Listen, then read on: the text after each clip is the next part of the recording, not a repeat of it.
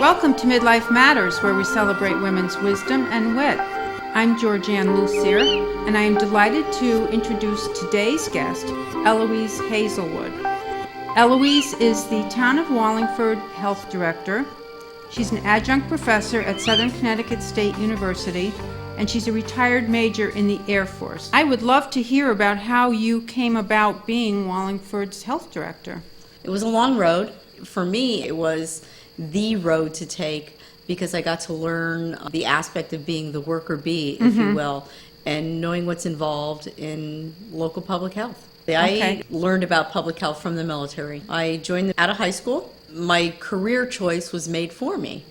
I mean, I would tell people today it's ill-advised. Make sure you have a better understanding. But I really lucked out. The military job morphed, if you will, into environmental health, and then morphed again into general public health, which encompasses both preventive medicine, such as I was doing initially, and environmental health. And that's how I learned about the career field of public health. Most of my job is administrative in nature. We have formed what's called the Wallingford MRC, which is a Medical Reserve Corps, and it is a federally recognized program, and it is misleading in that it's not just medical people. We need medical and non-medical citizen volunteers to help the town in times of emergency preparedness.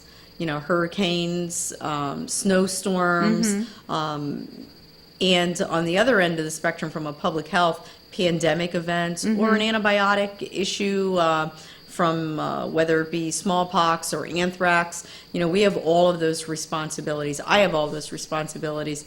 And so we have what's called the Medical Reserve Corps. We received federal recognition in December 2011, not too long ago. And that enables us to do more intense training with our citizen volunteers. And right now we have about 80 volunteers.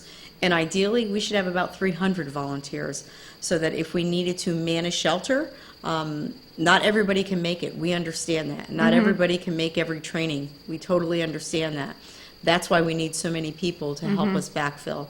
And I like to say the first response is a local response, because it absolutely is. You know, we think that FEMA's coming in or the state government's coming in, but really the first people there are our firefighters, our EMS, our police, and us, our MRC, or our medical folks or our non-medical folks who are there to backfill and help support the local response.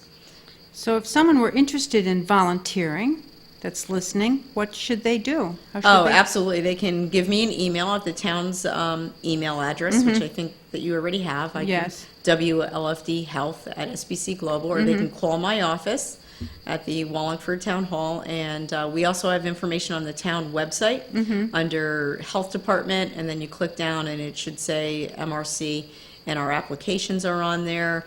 And because it is a federal recognition, we actually require you to be sworn in. You take an oath. There is a code of conduct that needs to be followed so that we respect everybody that we're helping. And again, it's a wonderful opportunity, and it doesn't take a lot of time, even if you can attend one of the trainings or to be there when we need you. That's really the key. Be there when your community needs you.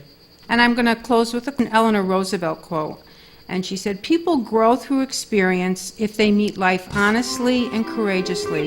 This is how character is built." And I leave you with that thought. So thank you, Eloise, for joining us, and I encourage our audience to join us to learn about other fascinating women in future segments of Midlife Matters.